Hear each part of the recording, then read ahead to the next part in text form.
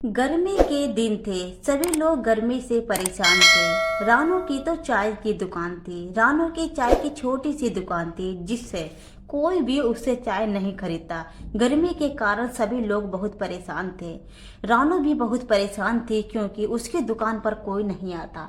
बच्चों की फीस जमा करनी थी। मम्मा, कल हमारी फीस जमा कर देना।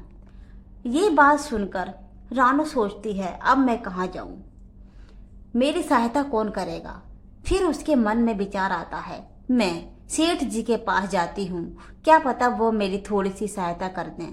वह सेठ जी के यहाँ पहुँच जाती है और नमस्कार सेठ जी, आप मुझ गरीब की थोड़ी सी सहायता करें, मेरे बच्चों की फीस देनी है, मैं थोड़े दिनों में आपके पैसे लौटा दूंगी। तुम रामलाल के पास जाओ, रामलाल से पैसे मांगो। मैं उसके बाद रानो रामलाल के पास जाती है। रामलाल एक सच्चा इंसान था। वह पेड़ के पास बैठा हुआ था। वह सभी गरीबों की मदद करता था। रानो उसके पास पहुंच जाती है और उससे बोलती है, भैया रामलाल, आप मुझ गरीब की थोड़ी सी सहायता करें, मेरे बच्चों की फीस जमा करनी है। वह थोड़े से पैसे देता है और उन पैसों को लेकर वह वहां से निकल जाती है और अपनी माँ के यहाँ पहुँचती है। माँ के यहाँ पहुँचने के बाद वह अपने घर की सारी बातें बताती है। गुड़िया और कुक्कू की फीस जमा करनी है माँ, और मेरा चाय पी का बिजनेस भी कुछ अच्छा नहीं चल रहा। गर्मी के कारण कोई भी चाय नहीं लेता। बेटा, इतनी गर्मी में चाय भला कौन लेगा। मेरा नींबू का पेड़ है, तू नींबू के पेड़ से रोजाना नींबू लेके जाया कर और ठंडा ठंडा शरबत बनाया कर, शायद तेरी इससे कोई सहायता मिल सके, कुछ हेल्प मिले। रानो इस बात से सहमत हो जाती है और वह नींबू के पेड़ के पास पहुंच जाती है। वहां से वह काफी सारे नींबू इकट्ठे करती है। एक एक करके वह सभी नींबुओं को टोकरी में भर लेती है और नींबू लेकर वहां से निकल जाती है। फिर वह एक ठेला तैयार करती है और उस ठेले पर ठंडा ठंडा शरबत बेचती है। सभी लोग उसके पास आते हैं और ठंडा ठंडा शरबत पीते हैं। उसका शरबत बहुत स्वादिष्ट था। पहले दिन से ही काफी अच्छी उसकी इनकम हो गई थी। इधर रानो की सहेली गोरी और कालू खड़े थे। गोरी बहुत तेज और चालाक थी और वह हमेशा रानो से जलती थी। गोरी बोलती है, देखो पहले ही दिन में कितनी अच्छी कमाई हुई है कालू जी, हमें भी ये काम शुरू करना चाहिए। नहीं, हम ये काम नहीं करेंगे। हम नींबू कहाँ से लेकर आएंगे भला। नींबू ये अपने माँ के पास से नींबू लेकर आती है, हम भी रात को जाया करेंगे और नींबू लेकर आया करेंगे। हम चोरी बिल्कुल भी नहीं करेंगे। जब भी चोरी करते हैं पकड़े जाते हैं। उसके बाद रानो सुबह होती है और रानो वही रोजाना की तरह नींबू लेकर आती है और अपनी दुकान पर चली जाती है। इधर गोरी तो बहुत जल रही थी और वह तो कालू के पीछे ही पड़ जाती है कि मुझे तो नींबू का रस बेचना ही है। रानो बहुत मेहनती थी। वह दिन रात इस काम में लगी हुई थी। वह उसके खूब पैसे कमाती। इधर गोरी और कालू भी सोचते हैं, चलो हम भी ये काम शुरू करते हैं। फिर कालू भी मान जाता है। फिर गोरी बोलती है, हम भी रात को जाया करेंगे और नींबू लेकर आएंगे, इससे किसी को पता भी नहीं चलेगा और हम भी अमीर बन जाएंगे। वैसे तो वह उसकी सहेली थी लेकिन मन ही मन बहुत जलती थी। उसके बाद कालो और गोरी दोनों रात में निकलते हैं और सभी लोग सोए हुए थे, उनको कोई भी नहीं देख पाता। फिर वे नींबू के पेड़ के पास पहुंच जाते हैं। वहां पर नींबू तोड़ते हैं और टोकरी में रखते हैं। फिर वहां से नींबू लेकर चले जाते हैं। नींबू लेने के बाद वे अपना काम शुरू करते हैं। वे भी एक ठेला मंगवाते हैं और नींबू का ठंडा ठंडा रस बेचते हैं। इधर रानो बहुत परेशान थी। माँ, हमारे नींबू इतने कम कैसे होते जा रहे हैं, मुझे तो लगता है कोई चोरी कर रहा है। उसके बाद गोरी अपने घर पहुंच जाती है और वहां पर एक ठेला तैयार करती है और ठंडा ठंडा शरबत बेचना शुरू कर देती है। रानो इसको देखती है और सोचती है। वह उसकी तरफ बढ़ ही रही थी। वह उसकी दुकान पर पहुंचती है और बोलती है, गोरी, ये तो तुमने बहुत अच्छा काम किया। बहुत गर्मी पड़ रही है और सभी लोग ठंडा ठंडा पानी पियेंगे तो अच्छा रहेगा। अब तुम्हारी भी कमाई होगी। रानू के मन में कोई भी भेदभाव नहीं था। वे तो उसे अपनी फ्रेंड समझती थी, लेकिन गोरी तो बहुत चालाक थी। रोजाना उसका वही काम था। रात होती और अपना चोरी करने चली जाती। इधर रानो और उसकी माँ बातें करती हैं। माँ, मुझे तो लगता है हमारी चोरी हो रही है, हमारे नींबुओं को कोई चोरी कर रहा है। बेटा, अब तो मुझे भी ऐसा लग रहा है। फिर रात में वे नींबू के पेड़ के पास पहुंच जाते और वहां से वहीं पर उसकी माँ और रानो आ जाती, लेकिन वे खाली ही आ जाते। फिर रात होती है। फिर वे नींबू के पेड़ के पास पहुंचते हैं। इधर वे दोनों माँ बेटी आपस में बातें करते हैं। माँ, मुझे ही कुछ करना होगा। हम वहीं पर पीछे खड़े हो जाएंगे और देखते हैं कि हमारे पेड़ से कौन चोरी करता है। आज तो हमको देखना ही होगा। उसकी माँ और रानो पीछे ही खड़ी हुई सब कुछ देख रही थी। जैसे ही वह उसके पास पहुंचते हैं और वे उसको रोक लेते हैं। कालू, ये तूने अच्छा नहीं किया बेटा। चोरी करना बहुत गलत बात है। चोरी करने से भला क्या होता है, किसका भला होता है। माँ जी, माँ जी, हमें माफ कर दो। माँ जी, हमसे बहुत बड़ी गलती हो गई। आज के बाद हम ऐसा काम कभी नहीं करेंगे। तो दोस्तों, ये थी गरीब रानू की कहानी। अगर आपको हमारी कहानी अच्छी लगी हो, चैनल को लाइक शेयर एंड सब्सक्राइब करें। धन्यवाद। गर्मी का मौसम शुरू हो गया था और पूरे जंगल में गर्मी बहुत तेज पड़ चुकी थी। इधर बगीचे के फूल सूख रहे थे। गर्मी बहुत ज्यादा बढ़ चुकी थी। गुड़िया अपने बगीचे के पास बैठी हुई उदास बैठी थी। मम्मा मम्मा, क्या अब मेरा बगीचा सूख जाएगा? प्रिया बेटी, बारिश आएगी, मौसम बदलेगा और फिर देखना तुम्हारा ये बगीचा फिर से पहले जैसा हरा भरा हो जाएगा। मम्मा, बारिश कब आएगी? यह तो मौसम का संकेत देने वाला पक्षी ही बता सकता है। मम्मा, मौसम का संकेत देने वाला पक्षी कहाँ मिलेगा? ऊंचे पेड़ पर घाटी के उस पार है उसका घर। गुड़िया सारी रात जागती है, उसे नींद नहीं आ रही थी। वह सोचे जा रही थी कि अब सुबह होगी और कब वह अपने बगीचे को बचाने के लिए कुछ कर पाएगी। सुबह सवेरे गुड़िया अपने घर से निकलती है। वो अपनी दोस्त मीना के पास जाती है। मीना, मेरा बगीचा सूख जाएगा। मेरे बगीचे के सारे फूल मर गए हैं, वो सब मुरझा जाएंगे। हमें बादलों से मिलने वाला होगा, लेकिन बादलों का कोई देश नहीं होता, कोई ठिकाना नहीं होता। हम बादलों तक कैसे पहुंच सकते हैं? अगर लगन सच्ची हो और मेहनत शामिल हो तो हम कुछ भी कर सकते हैं। तो फिर मैं आपके साथ हूँ। वह दोनों सहेलियाँ उड़ती हैं। घाटी के उस पार जाने के लिए तेजी से उड़ती हैं। अंकल, हमें मौसम का संकेत देने वाले पक्षी से मिलना है। उसका घर कहाँ है? आप ठीक दिशा में जा रही हो, लेकिन अगर आप बादलों तक जाना चाहती हो तो ये मुश्किल काम है। कोई नहीं कर सकता। ये काम मुश्किल है। मेरा फूलों का बगीचा सूख जाएगा। मैं अपने बगीचे को बचाने के लिए मुश्किल से मुश्किल काम भी कर सकती हूँ। दोनों सहेलियाँ फिर से उड़ती हैं और घाटी के उस पार पहुँच जाती हैं। अंकल, क्या आप हमें बता सकते हैं कि इन दिनों में बादल कहाँ चले जाते हैं? बेटी, मुझे नक्शा देखना होगा, फिर ही मैं बता सकता हूँ। मौसम का संकेत देने वाला पक्षी एक पुराना नक्शा उठाता है और उसे गौर से देखता है। सागर के उस पार। बादल इन दिनों सागर के उस पार होंगे, लेकिन सागर के पास तेज हवाओं से बचकर जाना बहुत मुश्किल होगा। गुड़िया, चलो हम जाएंगे। हम बादलों से मिले बिना वापस नहीं जाएंगे। दोनों सहेलियां फिर से उड़ती हैं। वह सागर की तरफ उड़ती हैं। तेज हवाएं उनका रास्ता रोक लेती हैं। हवाएं गुड़िया और मीना को पीछे की तरफ धक्का दे रही थी, लेकिन वे हिम्मत से काम लेती हैं और उड़ती रहती हैं। सागर में नाव जा रही थी। गुड़िया और मीना नाव के मीनार पर बैठ जाती हैं।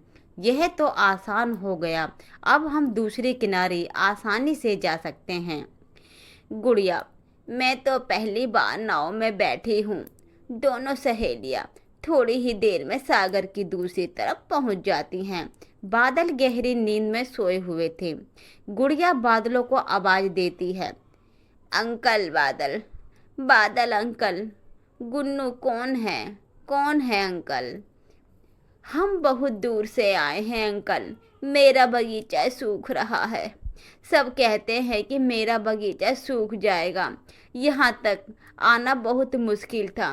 कृपया करें हमारे साथ चलें और हमारे जंगल में बरसात कर दें। चिड़िया चिड़िया, सुना है तेरी बेटी बादलों के पास गई है। हाँ, मुझे भी तोते ने बताया, लेकिन मैं डरी हुई हूँ क्योंकि रास्ता बहुत कठिन है। बहुत बड़ी गलती की तेरी बेटी ने, इन चंद्र फूलों की खातिर अपनी जान खतरे में डालकर। बात चंद्र फूलों की नहीं है, यह जंगल सूख जाएगा, नदी नीले नाले सब सूख जाएंगे। अगर बरसात ना हुई तो सब मर जाएंगे। अगर उस बहादुर बेटी ने यह पहला कदम उठाया है तो उसकी तारीफ करनी चाहिए। तारीफ तो तब करेंगे जब वो जिंदा लौटकर घर वापस आएगी। सागर की तेज हवाओं से बचना बहुत मुश्किल है।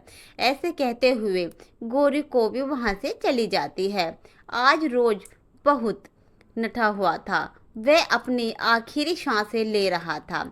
वह अपने साथ वाले बड़े फूल से कहता है, मेरा ख्याल था कि यह पक्षी हमारे लिए कुछ करेंगे, लेकिन ना हो सका। मैं मर जाऊंगा। आज शाम तक पानी ना मिला तो मैं मर जाऊंगा। हौसला रखो मेरे दोस्त, उम्मीद कभी मत छोड़ो। ऊपर आसमान की तरफ नजर रखो। जब बादल आएंगे तो जीवन लौट आएगा। फिर से जंगल में रौनक लगेगी, बाहर आएगी। चिड़िया बेटी, मैं अकेला कुछ नहीं कर सकता। मुझे अपने दोस्तों से बात करनी होगी। फिर वह बादल अपने दूसरे बादल दोस्तों के पास जाता है। इस छोटी बच्ची की मदद करने कौन कौन जाएगा? सभी बादल मान जाते हैं। तो फिर आप सब्जी भरकर पानी पी लो। आज हम चिड़िया के घर पानी बरसने जा रहे हैं। फिर सारे बादल जेब भरकर पानी पीते हैं। गुड़िया और मीना बहुत खुश थी। फिर वह सब वापस चलते हैं। गुड़िया और मीना बादलों पर बैठकर आसमान की सैर करती हैं। अपने जंगल लौट आती हैं। बगीचे के सारे फूल ऊपर ऊपर आसमान में बादल देखकर खुशी से झूम उठते हैं। मम्मा मम्मा मम्मा, हमने कर लिया। अगर मेरी सहेली मीना मेरे साथ ना देती तो यह बहुत मुश्किल था। बादल जोर से गरजा है और तेज बारिश शुरू हो जाती है। ठंडी ठंडी हवाएं चलने लगती हैं। मम्मा चिड़िया तो अपनी बेटी पर बहुत गर्व महसूस कर रही थी, क्योंकि उसने जंगल के सभी पक्षियों के जीवन में बहार लाई थी। गुड़िया का बगीचा बारिश के पानी से धुल चुका था और फूलों का रंग पहले से भी ज्यादा चमक रहा था। गुड़िया और मीना अपने बगीचे के पास बैठी हुई थीं और फूलों से बातें कर रही थीं। प्यारे दोस्तों, इस कहानी को लाइक, अपने दोस्तों के साथ शेयर और चैनल को सब्सक्राइब करना बिल्कुल ना भूलना। आपका धन्यवाद। तो दोस्तों, आपको हमारी वीडियो कैसी लगी? कैसे गुड़िया ने अपने बगीचे को बादलों के पास जाकर पानी मंगवाया, ऐसे ही हमें अपने आसपास के पेड़ पौधों की भी देखभाल करनी चाहिए। अगर हमारे आसपास कोई भी पेड़ पौधा है तो प्लीज़ दोस्तों, उन्हें सुबह शाम रोजाना पानी देना चाहिए। इससे कि उनमें भी जान होती है और वे भी हमें दुआएं देते हैं। तो एक छोटा सा पक्षी ये काम कर सकता है तो हम इंसान क्यों नहीं कर सकते? तो दोस्तों, आपसे रिक्वेस्ट है, आप सभी भी अपने आस पड़ोस के पेड़ पौधों को पानी दें और उन्हें जीवन दान दें। और दोस्तों, यही मेरी कामना है। हमारे चैनल को लाइक, शेयर एंड सब्सक्राइब जरूर करें। आपका धन्यवाद।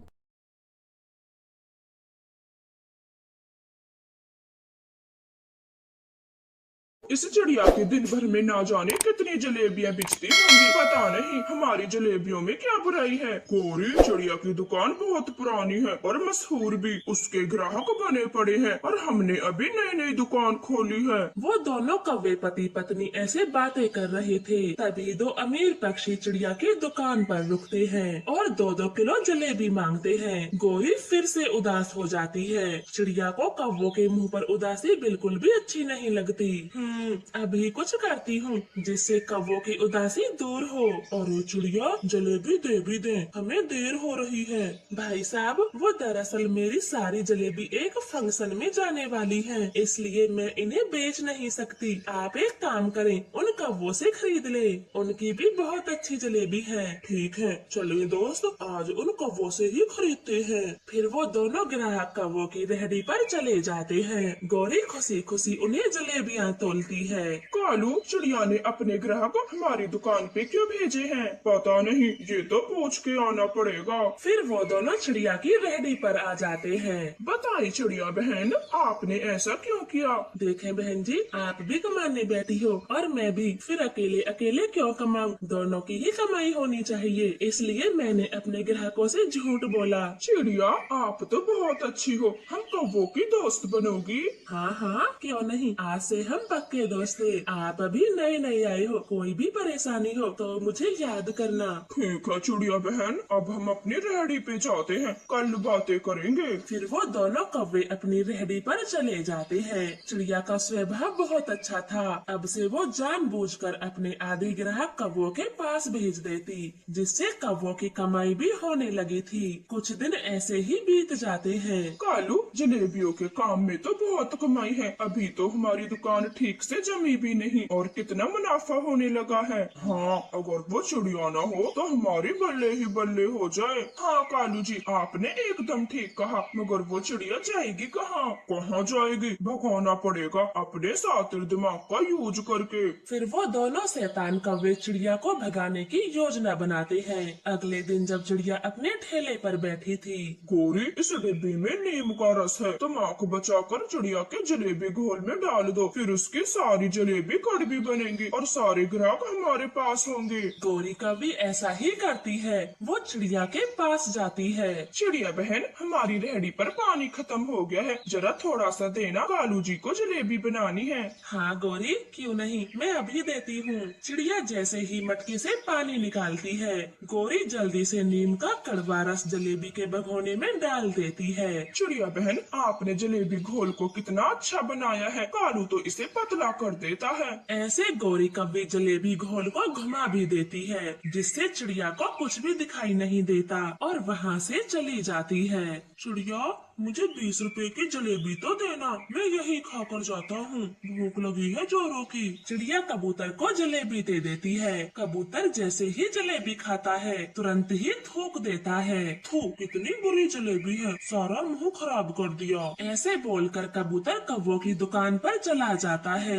चिड़िया तो देखती रह जाती है, इस कबूतर को क्या हुआ, रोज तो तारीफ करता है। चिड़िया बहन, मुझे जलेबी खानी है और 1 किलो घर लेके जानी है, गरम गरम बना दो। चिड़िया मिट्ठू तोते के लिए गर्मा गर्म जलेबी बनाती है, मगर वो जैसे ही जलेबी खाता है तो वो भी थूक देता है और चिड़िया को भला बुरा बोल के जाता है। चिड़िया खुद अपनी जलेबी खाकर देखती है, अरे ये तो कड़वी है, मगर मैंने तो पूरे ध्यान से बनाई थी, फिर क्या गलती हो गई?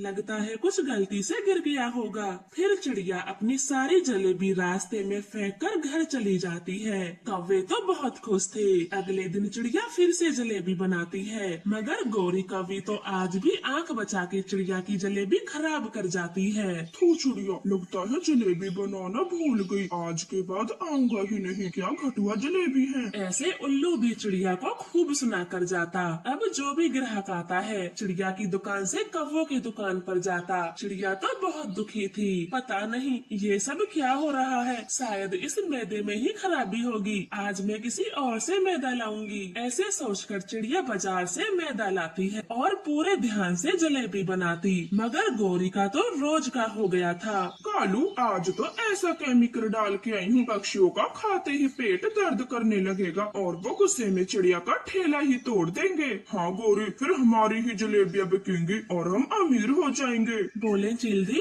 कितनी जलेबियाँ तोल दूं? चिड़िया 5 किलो जलेबियाँ दे दो, अपनी बेटी के घर जा रही हूँ। रानो चिड़िया खुशी खुशी चील को 5 किलो जलेबी देती है। रानो, मैंने इतनी जलेबियाँ ली हैं, एक जलेबी खाने के लिए तो दे दे। हाँ चिल्दी, एक क्यों, आप ये 2 जलेबी खाएं। चील जैसे ही जलेबी खाती है उसके गुस्से का तो है। जलेबी कड़वी कब से बनने लगी? तू तो मेरी नाक ही कटवा देती। आज के बाद मुझे यहाँ दिखाई नहीं देना, वरना बहुत मार लगाऊंगी। चील गुस्से में कौवों की दुकान पर चली जाती है। चिड़िया तो बेचारी रोए जा रही थी। पता नहीं मैंने कभी किसी के साथ कुछ बुरा नहीं किया, फिर ये सब मेरे साथ क्यों हो रहा है। चिड़िया ऐसे रोते हुए कौवों के पास जाती है और उन्हें सारी बात बताती है। कौवे भी उससे झूठी हमदर्दी जताते हैं। चिड़िया बहन, अब क्या करें? जो होना था वो हो गया। मुझे तो लगता है तुम कोई दूसरा ही काम शुरू करो। हाँ गौरी बहन, मैं भी यही सोच रही हूँ। चिड़िया वहाँ से जा ही रही थी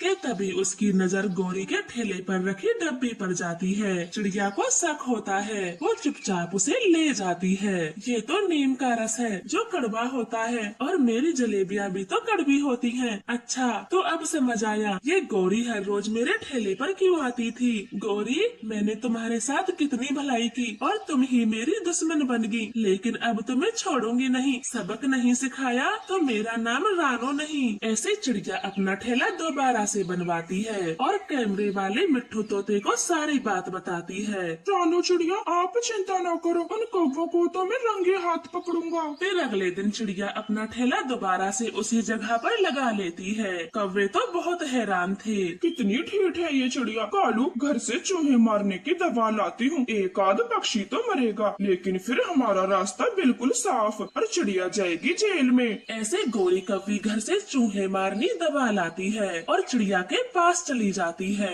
अच्छा हुआ रानो बहन जो आपने ठेला लगा लिया, वरना मेरा तो कल बिल्कुल भी मन नहीं लगा। हाँ गौरी बहन, एक पड़ोसी की कमी दूसरे पड़ोसी को ही होती है। अरे ये क्या, मेरी प्लेट तो नीचे ही गिर गई, मैं अभी उठाती हूँ। ऐसे चिड़िया जानबूझकर अपनी रेहड़ी से नीचे उतर जाती है। गौरी कौवी तो चूहे मारने की दवा झट से जलेबी के भगोने में डाल देती है। मिट्ठू तोता दूर बैठा सब कुछ अपने कैमरे में रिकॉर्ड कर रहा था। बात पूरे जंगल में फैल जाती है। ये देखो पक्षियों, इन कौवों ने क्या किया, आज इन्होंने मेरी जलेबियों में चूहों की दवा मिलाई। देखो ये कितने बुरे हैं। गौरी कालू के तो होश गुम थे। चिड़िया तमाम पक्षियों को दिखाती है। सब पक्षी गौरी कालू को तो मारने पर तुले थे। गौरी, मेरी रेहड़ी बंद करवाने के लिए तुम इतना नीचे गिर जाओगी कि पक्षियों की जान की भी बाजी लगा दोगी। ये मैंने कभी नहीं सोचा था। हमें माफ कर दो चिड़िया, आगे से ऐसा कुछ भी नहीं करेंगे। बुरे कौवो, तुम माफी के लायक नहीं हो। अब चलो, पूरी जिंदगी जेल में जलेबियाँ बनाना, तुम्हें तो पहले रिमांड पर लिया जाएगा। पुलिस बुरे कौवों को पकड़कर जेल ले जाती है और उम्र कैद की सजा सुनाती है। तो प्यारे दोस्तों,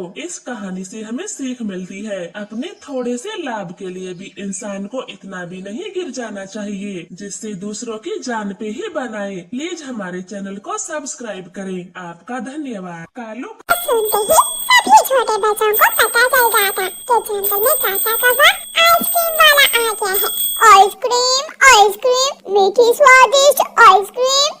चिड़िया का बेटा अपनी मम्मा से कहता है, मम्मा मुझे आइसक्रीम खानी है। बेटा, अभी कल ही तो आपने आइसक्रीम खाई थी।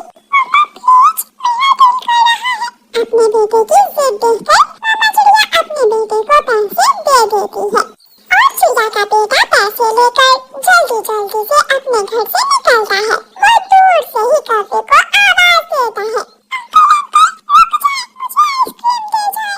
कालू कौवा रुक जाता है, मेरी आइसक्रीम तो खत्म हो गई, अब इसे क्या दूं मैं। अंकल बहुत मुश्किल से आपको ढूंढा है, ये ले पैसे और मुझे आइसक्रीम दे दे। कालू कौवा कुकू से पैसे लेकर रख लेता है और उसे बातों में लगाता है, तुम्हारी मम्मा का क्या नाम है?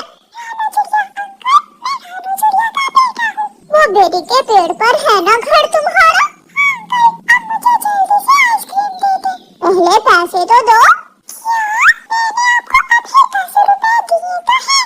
झूठ झूठ बोलते हो। चलो निकलो यहाँ से। बड़े आते हैं दिन में मेरे पास तुम्हारे जैसे बिना पैसों के आइसक्रीम खाने वाले। पापा अपना थैला लेकर आगे बढ़ता है और कुकू वहाँ बैठकर रोने लग जाता है। अंकल कौवा गंदा है, अंकल कौवा। मुझसे पैसे भी ले लिए और मुझे आइसक्रीम भी नहीं दी। कुकू को रोता हुआ देखकर छोटा मिठू वहाँ आता है। कल अंकल कौवे ने मेरे साथ भी ऐसा ही किया था। मुझे आइसक्रीम के पैसे ले लिए और मुझे बिना आइसक्रीम दिए ही चले गए। मैं अपनी मम्मा को बताऊंगा। कोई फायदा नहीं, लड़ाई बढ़ेगी। हम खुद ही उस अंकल कौवे को सबक सिखाएंगे। घर जाकर कालू कौवा गोरी कौवे से कहता है, आज आया था वो चिड़िया का बच्चा आइसक्रीम लेने। मेरे पास आइसक्रीम तो थी नहीं, मैंने पैसे रख लिए और उसे बिना पैसे दिए ही भगा दिया। कालू जी क्यों छोटे बच्चों से धोखा करते हो? ऐसा करने से तुम्हारा कुछ नहीं बनेगा। चुप कर जाओ। मैं जो करता हूँ ठीक करता हूँ। तुम कौन होती हो मुझे भाषण देने वाली? रात की बात थी, गोरी कौवी चुप कर जाती है। कालू कौवा किसी की बात नहीं सुनता था। दूसरे दिन कालू कौवा फिर से अपना थैला लेकर जंगल में आइसक्रीम बेचने के लिए निकलता है। आइसक्रीम आइसक्रीम, स्वादिष्ट स्वादिष्ट आइसक्रीम। कबूतर का बेटा कीकी अपने पापा से कहता है, पापा पापा मैंने आइसक्रीम खानी है। बेटा मेरे पास 100 रुपए ही हैं, जाओ ये ले जाओ और हाँ बाकी के पैसे कौवे से वापस लेकर आना, भूल ना जाना। ठीक है पापा। कीकी अपने पापा से पैसे लेता है और चला जाता है। कौवे अंकल ये ले पैसे और मुझे 10 रुपए की आइसक्रीम दे दे। 100 रुपए का नोट देखकर कौवा खुश हो जाता है। लो ये लो, 10 में ज्यादा आइसक्रीम दी है मैंने। कीकी आइसक्रीम खाने लगता है और कालू कौवा बाकी के पैसे दिए बिना ही वहाँ से आगे जाने लगता है। कीकी कौवे अंकल से कहता है, अंकल अंकल मेरे बाकी के पैसे दे दे। कौन से पैसे? कौन से पैसे? तुमने मुझे 10 रुपए ही तो दिए थे। नहीं नहीं, मैंने आपको 100 रुपए का नोट दिया था। बच्चों से धोखा मत करें, मुझे मेरे बाकी के पैसे वापस दे। जा बहुत देखे हैं तेरे जैसे झूठ बोलने वाले। मैं कौवा हूँ, कभी भूलता नहीं हूँ। कौवा वहाँ से चला जाता है और कीकी जल्दी से अपने घर जाता है। पापा पापा वो कौवा मेरे सारे पैसे लेकर ही चला गया। मैंने 10 की आइसक्रीम ली और उसने 100 का 100 ही रख लिया। वो कौवा हमेशा दूसरों को पागल बनाने के चक्कर में ही रहता है। मैं अभी जाकर देखता हूँ उसे। कबूतर अपने घर से निकलता है। जा कबूतर, मुझे तंग न कर। तेरे बेटे ने मुझे 10 रुपए ही दिए थे और 10 की आइसक्रीम खा ली। मैंने खुद कीकी को 100 रुपए का नोट दिया था तो मैं क्या करूं? मेरे पास तो 10 रुपए ही लेकर आया था। कौवा वहाँ से चला जाता है और कबूतर कौवे का मुंह देखता ही रह जाता है। दूसरे दिन सभी छोटे पक्षी नदी किनारे जमा होते हैं। वो हम छोटे बच्चों को धोखा देता है, उसे सबक सिखाना ही होगा। वो हमेशा ऐसा ही करता है। उसने मुझसे भी पैसे ले लिए और मुझे आइसक्रीम दी ही नहीं थी। आइडिया, मेरे पास एक आइडिया है। फिर छोटा मिठू अपने दोस्तों के कान में कोई बात बताता है। बुलबुल का बेटा बुलबुला कहता है, अब तो मजा ही आ जाएगा कौवे अंकल आइसक्रीम वाले से बदला लेने का। घंटी की आवाज आती है, आइसक्रीम आइसक्रीम। आ गया अंकल कौवा आइसक्रीम वाला आ गया। मैं जाता हूँ अंकल कौवे के पास और तुम सब पहाड़ों पर। कीकी अंकल कौवे के पास जाता है। अंकल पहाड़ों पर चील के बेटे की शादी है। वहाँ बहुत से छोटे पक्षी हैं। आपकी आइसक्रीम 1 मिनट में बिक जाएगी। अच्छा, फिर तो जंगल घूमने से अच्छा है मैं वहाँ ही जाता हूँ। कालू कौवा अपना थैला मोड़ता है और पहाड़ों की तरफ चला जाता है। कुकू अपने घर जाता है और अपने घर से एक मजबूत रस्सी लेकर वापस आ जाता है। सभी छोटे पक्षी भी पहाड़ों पर जाकर छुप जाते हैं। Ice cream ice cream. वो आ रहा है, पता है ना सबको क्या करना है। सभी छोटे दोस्त हाँ में सर हिलाते हैं। जब कालू कौवा पहाड़ों के पास आता है तो छोटा मिठू कौवे के पास जाता है। अंकल वहाँ पेड़ के पास मेरा एक सोने का सिक्का गिर गया है। मेरा सोने का सिक्का तो निकाल दे पेड़ की जड़ों से। सोने के सिक्के का सुनकर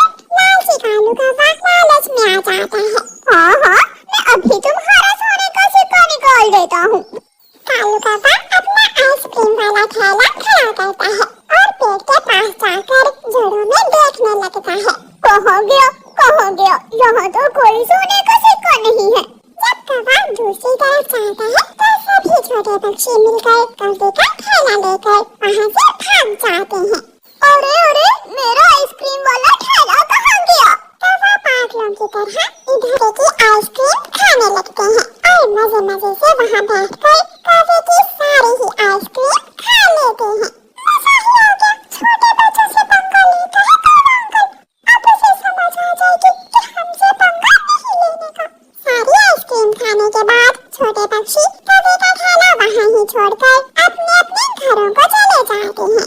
कौवा शाम तक अपना थैला ढूंढता है और फिर खाली हाथ ही अपने घर वापस लौट जाता है।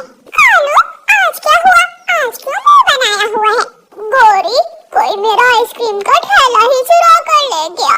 ये सुनकर गौरी कभी हंसने लग जाती है। तुम हर रोज छोटे बच्चों को धोखा देती हो और आज कोई तुम्हें ही धोखा दे गया। खिड़की में आकर सभी छोटे बच्चे बैठ जाते हैं और एक साथ बोलते हैं, अंकल कौवे, आइसक्रीम का थैला घने जंगल में है। अंकल कौवे, आइसक्रीम का थैला घने जंगल में है। अंकल कौवे, आइसक्रीम का थैला घने जंगल में है। ये सुनकर कालू कौवा बच्चों के पीछे भागता है, लेकिन वो सब वहाँ से भाग जाते हैं। ऐसे छोटे पक्षी कालू कौवे को अच्छा सबक सिखाते हैं। आज मम्मा चिड़िया अपने बच्चों के लिए कुछ नया लेकर आने वाली थी। बच्चों, आज मैं आपके लिए कुछ नया लेकर आऊंगी। आज मैं इंसानों की बस्ती की तरफ जा रही हूँ और वहाँ पे बहुत स्वादिष्ट भोजन होता है। आज मेरे बच्चे खाना खाकर खुश हो जाएंगे। इस प्रकार मम्मा चिड़िया अपने बच्चों से बातें कर रही थी। कुकू बोलता है, मम्मा मेरे लिए मिठाई लेकर आना।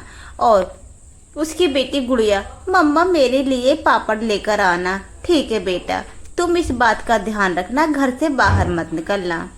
उसके बाद रानो चिड़िया घर से बाहर निकलती है कि थोड़ी ही देर में उसे गाजर दिखाई दे जाती हैं। वे गाजरों को देखती है और बोलती है, इसको तो मैं खा लेती हूँ और बच्चों के लिए दूसरा भोजन मीठा लेकर जाऊंगी, क्योंकि मेरे बच्चों ने तो आज मिठाई और पापड़ मांगे हैं। उसके बाद वे खाकर वहाँ से निकलती ही होती है। चलते चलते थोड़ी ही दूर होती है कि उसका एक कार एक्सीडेंट हो जाता है और मम्मा चिड़िया के सपने तो सपने ही बनकर रह जाते हैं। मेरे बच्चों के सपने तो सपने ही रह गए। मेरे बच्चों के बातें मेरे दिल में चुभ रही हैं। मैं अपने बच्चों के लिए कुछ भी नहीं कर पाई।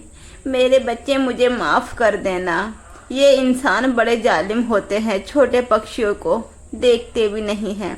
इस प्रकार मम्मा चिड़िया अपनी आंखें खुली की खुली रह जाती हैं और उसकी मृत्यु हो जाती है और वह अपने बच्चों के बारे में सोचती हुई मर जाती है। उधर कुक्कू और गुड़िया आपस में बातें करते हैं। भैया कुक्कू, मम्मा को तो बहुत टाइम हो गया, अभी तक मम्मा आई नहीं है और शाम भी होने वाली है। मुझे तो बहुत डर लग रहा है। हाँ, मुझे भी बहुत डर लग रहा है बहन। गुड़िया दीदी, कहीं ऐसा ना हो हमारी मम्मा को कुछ हो ना गया हो। मुझे तो बहुत डर लग रहा है। फिर गुड़िया बड़ी थी, कुक्कू छोटा था। गुड़िया अपने भाई कुक्कू को समझाती है, कुक्कू तुम एक काम करो, तुम यहीं पर रहना और मैं अभी गौरी आंटी के पास जाती हूँ, क्या पता उनको पता हो। दीदी जल्दी आना, मुझे बहुत डर लगता है अकेले और मुझे मम्मा की बहुत याद आ रही है, मम्मा को लेकर आना। इस प्रकार उसकी बहन गुड़िया वहाँ से निकलती है और गौरी के पास पहुँच जाती है। आंटी, गौरी आंटी, क्या आपने मेरी मम्मा को देखा है? मेरी मम्मा इंसानों की बस्ती की तरफ गई थी और अभी तक वहाँ से लौट कर नहीं आई हैं। मुझे बहुत डर लग रहा है आंटी। हाँ बेटी, मैंने तुम्हारी मम्मा को देखा था, वे इंसानों की बस्ती की तरफ जा रही थी। वहाँ पर मैंने देखा कि एक एक्सीडेंट के कारण छोटी चिड़िया की तो मृत्यु हो गई है और तुम अब बेमाँ के हो गई हो। ये सुनकर तो गुड़िया की आंखों से आंसू की धारा बंद ही नहीं हो रही थी और गुड़िया सोचती है, हे भगवान, तुमने मेरी मम्मा को हमसे कैसे छीन लिया। अब मैं और मेरे भैया अपने मम्मा के बारे में कैसे रहेंगे। इतना कहने के बाद गुड़िया वहां से उड़ती हुई अपने भैया के पास जा रही थी और रात होने वाली थी क्योंकि कुक्कू अकेला था। कुक्कू बैठा हुआ गुड़िया का इंतजार कर रहा था। फिर गुड़िया सारी बातें अपने भाई कुक्कू को बता देती है। भैया, कुक्कू, हमारी मम्मा इस दुनिया में नहीं रही। इंसानों ने हमारी मम्मा को कार एक्सीडेंट से मार दिया। उसके बाद वे दोनों घर के अंदर चले जाते हैं और पूरी रात वे सोते नहीं हैं, सिर्फ रोते रहते हैं। मम्मा की यादें उन्हें सता रही थी। गुड़िया तो समझदार थी लेकिन कुक्कू तो बहुत छोटा था। कुक्कू, दीदी मुझे मम्मा की बहुत याद आ रही है। ऐसा कहता कुक्कू लेटा हुआ अपने मम्मा के बारे में सोच ही रहा था कि इधर गोरी अपने पति कालू से बोलती है। सुनो सुनो, मैंने सुना है कि गोरी बोलती है, सुना, मैंने सुना है कि छोटी चिड़िया की तो मौत हो गई है कार एक्सीडेंट से। हाँ हाँ, मैंने भी सुना है। और अब तो हमें और भी आसान हो गया। अब हम उन बच्चों के पास जाएंगे और उनका घर हड़प लेंगे। इतना कहने के बाद वे दोनों बच्चों के पास पहुंच जाती हैं और बोलते हैं, बच्चों, गुड़िया, तुम इस घर को खाली कर दो क्योंकि ये घर मैंने बनवाया था और तुम्हारी मम्मा के पास तो कोई घर नहीं था और इस घर को आप खाली कर दो। ये घर अब हमारा है क्योंकि तुम्हारी मम्मा तो अब नहीं रही हैं। नहीं आंटी, ऐसा मत करो, हमें बेघर मत करो। हमारी मम्मा भी चली गई और हम जाएंगे कहाँ, हम तो अकेले हैं। तुम लोग जाते हो या नहीं जाते हो, मैं अभी डंडा लेकर आता हूँ और तुम्हारी अभी खैर लेता हूँ। उसके बाद गुड़िया बोलती है, नहीं, मेरे भैया को मत मारो, हम अभी जाते हैं। उसके बाद वे थोड़ा बहुत अपना सामान लेते हैं और दोनों बहन भैया वहाँ से निकल जाते हैं। उड़ते उड़ते वह दूसरे जंगल में पहुँच जाते हैं और रात होने के बाद पूरी रात चलते हैं और सुबह वे वहाँ पहुँचते हैं, लेकिन फिर भी रात हो जाती है। कालू, देखो कितना अच्छा घर है। पूरा घर ठंडा है, ठंडा। गर्मियों में भी कितनी ठंड लग रही है। छोटी चिड़िया बहुत मेहनती थी, उसने कितना अच्छा घर बनाया है। अब तो हमारी मौज आ जाएंगी। इस प्रकार दोनों बातें करते हैं। इधर कुक्कू और गुड़िया अंधेरी रात में बैठे पेड़ के पास बैठ जाते हैं। दोनों को अंधेरे से बहुत डर लग रहा था। दीदी, मुझे मम्मा की बहुत याद आ रही है। कुक्कू भैया, चुप हो जाओ, आप रोना। रोने से कुछ काम नहीं चलेगा। मम्मी कहती थी ये इंसान बड़े जालिम होते हैं। इन इंसानों को हम पक्षियों को देख नहीं सकते और वे हमारी ये हालत कर देते हैं। इस प्रकार दोनों बहन भैया बातें कर रहे थे। वहीं पास में एक छोटी बकरी रहती थी। छोटी बकरी बैठी थी। उस बकरी को उस बच्चे की रोने की आवाज़ आ रही थी। वह बोलती है, ये तो किसी छोटे बच्चे की आवाज़ है। मुझे जाकर देखना होगा कि कौन बच्चा रो रहा है। और ऐसे बकरी बैठे बैठे सोच रही थी और वह उस बच्चों की तरफ जाने को तैयार हो जाती है। फिर वे धीरे धीरे उन बच्चों की तरफ बढ़ रही थी। बच्चों की रोने की आवाज़ आ रही थी और वे उधर की तरफ ही जा रही थी। फिर वे उन दोनों के पास पहुंच जाती है। वहां पहुंचने के बाद स्वीटी बोलती है, बच्चों, तुम क्यों रो रहे हो? आंटी बकरी, हमारी मम्मी को इंसानों ने मार दिया है और हम अब बेसहारा हैं। हमारे पास कोई घर भी नहीं है रहने के लिए। अब हम जाएं भी तो कहाँ? और कोवा, गोरी आंटी और कालू कोवे ने हमारा घर भी हमसे हड़प लिया है। अब हम बेसहारा हो गए हैं। हमारा इस दुनिया में कोई भी नहीं है। बच्चों, तुम रो मत। तुम्हारा कोई नहीं है। जिसका कोई नहीं होता उसका भगवान होता है। तुम्हें रोने की कोई ज़रूरत नहीं है। आंटी, मेरी मम्मी बहुत अच्छी थी। वे हमारे लिए खाना लेने के लिए गई थी, लेकिन वे लौट कर नहीं आ पाए। हमें बहुत भूख लगी है और मेरी मम्मा को एक्सीडेंट से मर गई। मेरी मम्मा इंसानों ने मार दिया। उसके बाद बकरी उन्हें अपने घर ले जाती है और बोलती है तुम मेरे साथ चलो।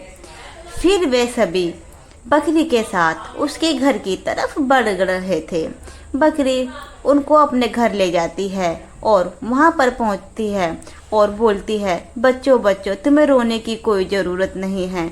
ये दुख मैंने भी देखा है। जब मैं सिर्फ 2 महीने की थी तो इंसानों मेरी माँ को कसाई को दे दिया था और जिसके कारण मैं भी बेसहारा हो गई थी। उसके बाद बकरी उन दोनों बच्चों को अपने घर ले आती है और उन्हें अपना दूध पिलाती है। बच्चों का पेट भर चुका था। बच्चे अपने आप को सुरक्षित महसूस कर रहे थे। आंटी आंटी, तुम्हारा बहुत शुक्रिया आंटी। अगर आज आप नहीं होती तो हमारा क्या होता। आंटी, बच्चों तुम्हें रोने की कोई ज़रूरत नहीं है, अब तुम यहीं पर रहो। फिर बकरी उनके लिए घोंसला बना देती थी है और बच्चे खुशी खुशी उस घोंसले में बैठे हुए बकरी से बातें कर रहे थे और बच्चे बहुत खुश थे, क्योंकि जिनका कोई नहीं होता उनका इस दुनिया में कोई ना कोई सहारा जरूर होता है। तो दोस्तों, ये थी रानो चिड़िया की कहानी। अगर आपको हमारी वीडियो अच्छी लगी हो तो चैनल को लाइक, शेयर एंड सब्सक्राइब जरूर करें और कमेंट में ज़रूर बताएं कि आपको हमारी वीडियो कैसी लगी। आपका बहुत बहुत धन्यवाद।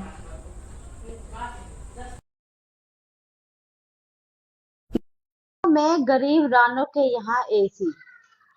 कुक्कू की मम्मा थोड़ी देर यही छाव में बैठ जाते हैं। 1 बज गया है, सूरज आग फेंक रहा है।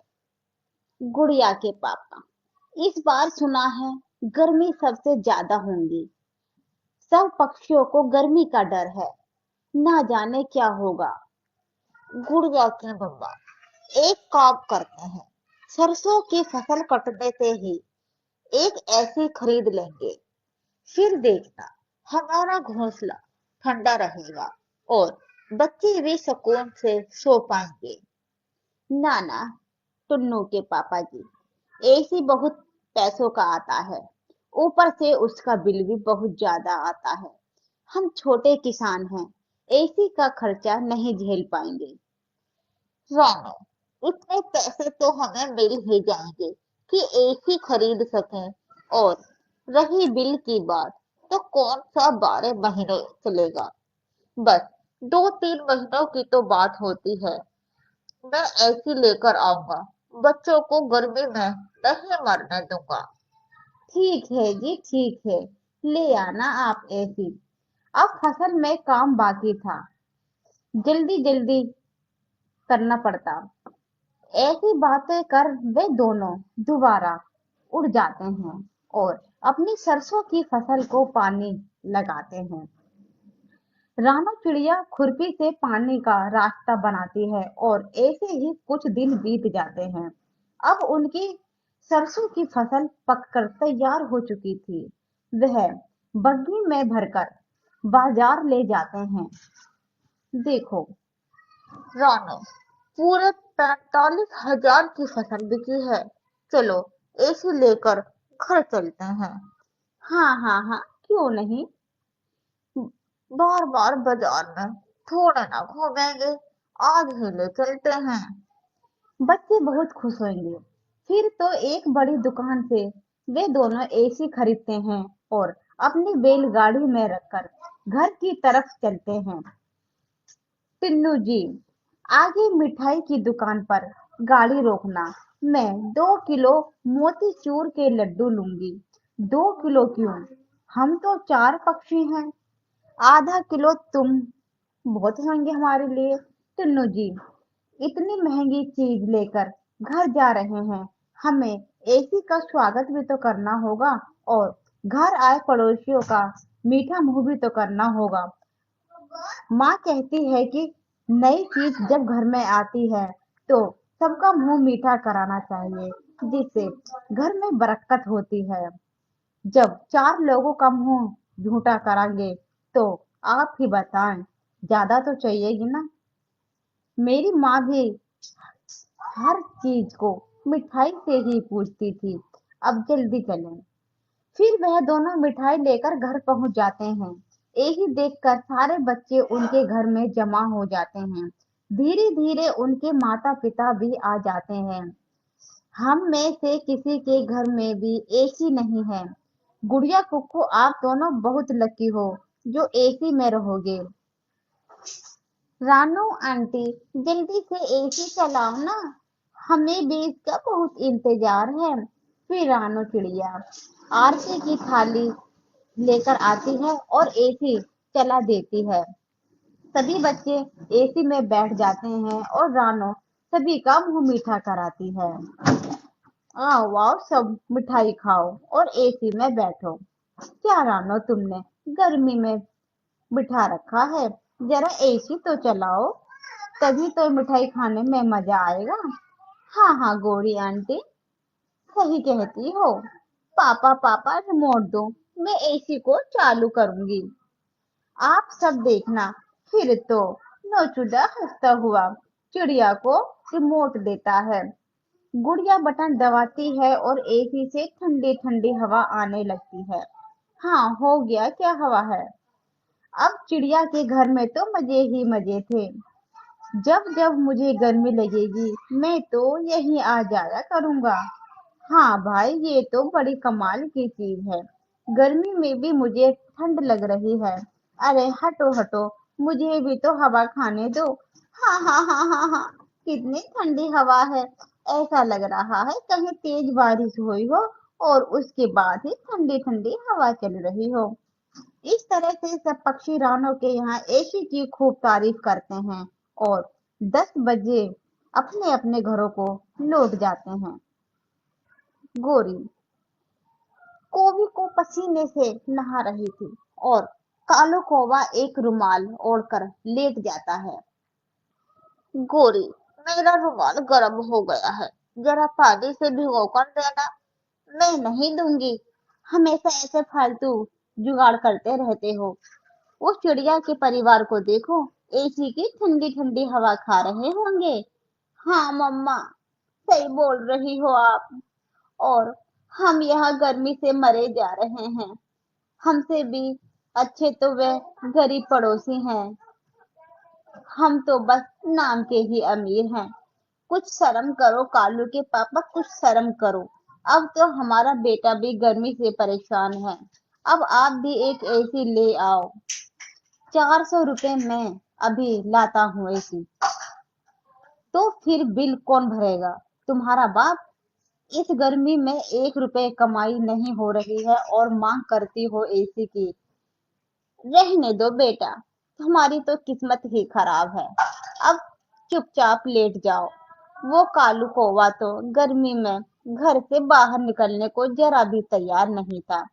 गोरी का भी रानों के घर में एसी को देख देख कर अंदर ही अंदर जलने लग रही थी। एक दिन की बात है, गोरी कभी कुछ काम से जंगल आई हुई थी। तब एक हाँफती हुई बूढ़ी चील उसे रोक लेती है। कभी, बेटी बेटी, मेरा सांस फूल रहा है, क्या थोड़ा पानी मिलेगा? गला सूख गया है। लो, थोड़ा सा पानी बचा है, पी लो। बूढ़ी चील पेट भर पानी पीती है। उसके साथ एक बड़ा सा डब्बा था। वह चील माँ जी की इस डब्बे में क्या है? मेरी बेटी दामाद गरीब है, उनके लिए एसी लेकर जा रही हूँ, मगर ये गर्मी बहुत भयंकर है, मुझे उड़ने से पहले थका देती है। क्या आपकी बेटी का नाम माही चील है और उसका घर एक बहुत बड़े बरगद के पेड़ पर है? हाँ, मगर तुम कैसे जानती हो? लो, मैं माही चील को पड़ोसी ही तो हूँ। उसके साथ वाले पेड़ पर ही मेरा घर है। अगर आप कहें तो ये एसी मैं माही चील के घर तक पहुंचा दूंगी। अब तो और भी अच्छा होगा, बूढ़ी की मदद हो जाएगी और एसी भी पहुंच जाएगी। लो बेटी, संभाल कर ले जाना। गोरी बूढ़ी चील से एसी लेकर सीधे अपने घर आ जाती है और कालू को एसी की कहानी बता देती है। लो कालू, अब एसी तो आ गया, तुम बस बिल का इंतजाम करो, जो हर महीने हमारा ज्यादा बिल ना आए, वरना कहाँ से भरेंगे बिल का इंतजाम, तो मैं यूं ही कर दूंगा। रात को अपनी सर्विस रानो चिड़िया के मीटर में जोड़ दूंगा, फिर सारा बिल वो चिड़िया ही भरेगी।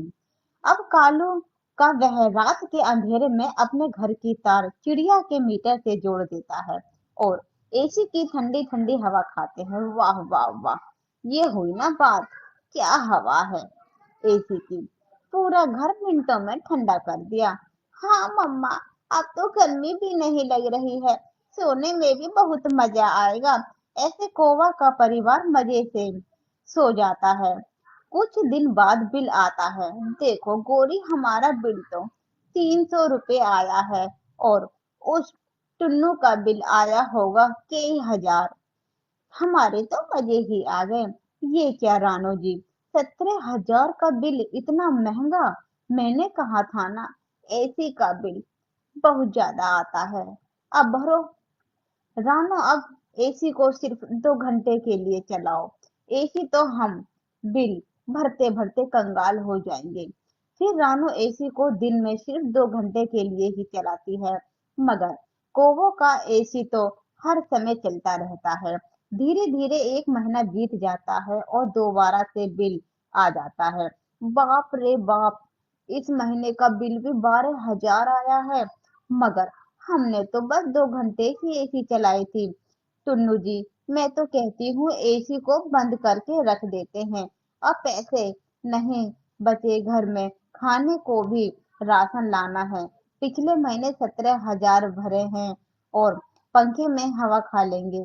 बेचारी रानो अपना एसी डब्बे में बंद करके रख देती है। आहिस्ता आहिस्ता 1 महीना ही गुजर जाता है।